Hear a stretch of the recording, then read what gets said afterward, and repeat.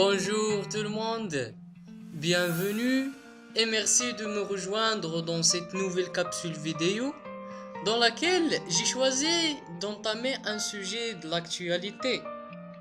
Peut-être que l'image que vous voyez va vous aider à le découvrir. Réfléchissez un peu. Très bien, c'est l'éducation inclusive. Mais avant d'entamer notre sujet principal,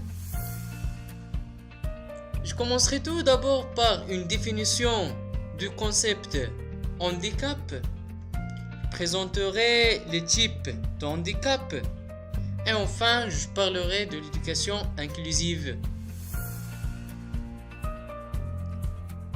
Alors, un enfant en situation de handicap peut être défini comme un enfant qui a été soumis à un dysfonctionnement physiologique ou psychologique ou aux deux. La classification internationale du handicap en 1980 le définit comme étant une maladie ou un trouble qui touche certains membres ou leurs fonctions et entraîne un déficit dans les activités de ses membres, réduisant ainsi les rôles de l'individu vis-à-vis de soi et de la société. On a aussi une définition des Nations Unies en 2006. Un handicap fonctionnel est causé par un déséquilibre, une perte, une absence ou une perturbation des organes physiologiques, mentaux ou sensoriels de l'individu. Les représentations sociales peuvent ajouter d'autres barrières. Alors, passons maintenant au type de handicap. Et commençons par le trouble du spectre de l'autisme. L'Organisation mondiale de la santé le définit comme un trouble du développement qui apparaît dans les premières années de la vie de l'enfant et conduit à un dysfonctionnement de la communication sociale. Ainsi, dès les premières années, un enfant autiste a du mal à répondre aux autres ou à percevoir leurs sentiments. On a aussi le deuxième type de handicap, c'est le handicap mental.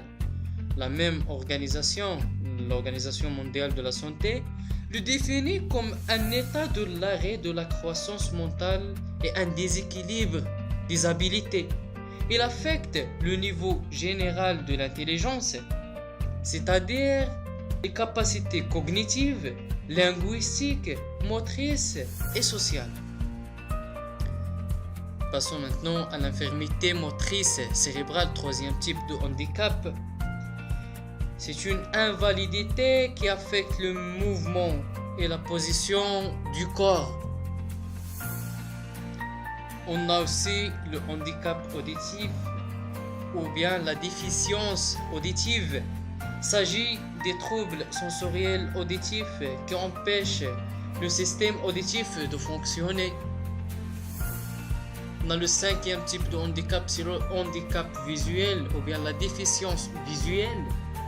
C'est l'ensemble des troubles associés à la fonction visuelle. Différents niveaux de la déficience visuelle sont souvent distingués. On a la déficience visuelle intermédiaire, aiguë et profonde.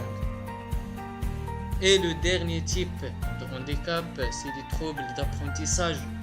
Sont dus à un handicap ou à un retard dans un ou plusieurs processus mentaux de base relatifs à l'utilisation de la langue orale ou écrite, tels que la prononciation, la lecture, l'écriture, l'orthographe et encore le calcul. Cela peut être le résultat d'une perturbation de la pensée, de la compréhension, de la perception, de l'écoute et de la parole. On a plusieurs types de troubles d'apprentissage comme la dyslexie, la dysorthographie, la dysgraphie, la dyscalculie et la dysphasie, ainsi de suite.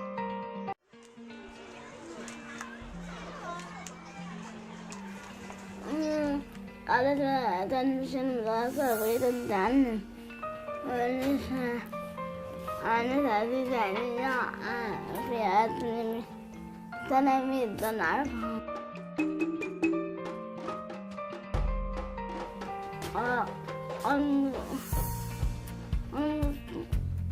المستقبل بغينا نكون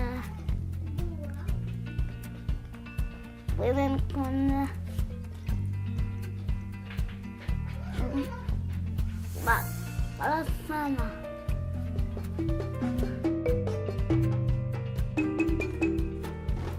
هذه أنا.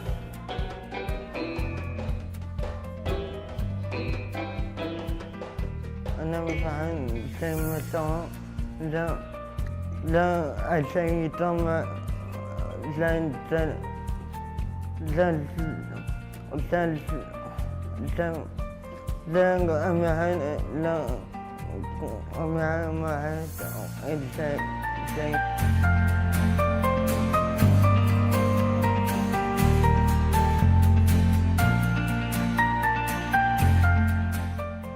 Alors, il faut certainement penser à ces élèves.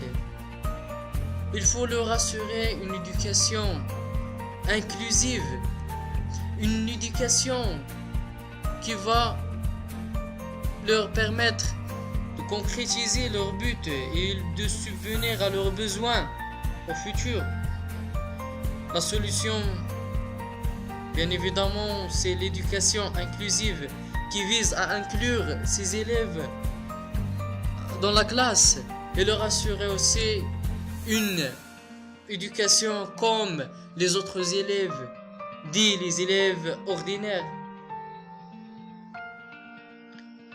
L'UNESCO définit l'éducation inclusive comme une éducation fondée sur le droit de tous à une éducation de qualité, répondant aux besoins éducatifs fondamentaux, enrichissant la présence des apprenants et centrée sur les groupes vulnérables, et laisser de développer pleinement le potentiel de chaque individu.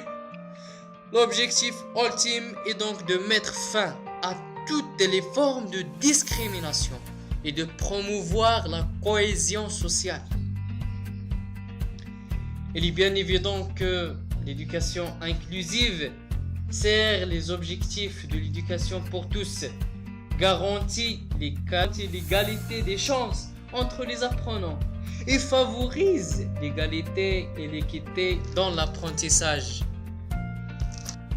Parmi ces caractéristiques, on peut citer reconnaître que tous les enfants peuvent apprendre, reconnaître et respecter les différences entre les enfants, cibler la garantie de l'égalité des droits en éducation, permettre aux enfants qu'ils soient handicapés ou non d'apprendre collectivement, prendre en compte les besoins individuels de tous les enfants, et enfin être essentiel pour l'accès à une éducation de qualité pour tous.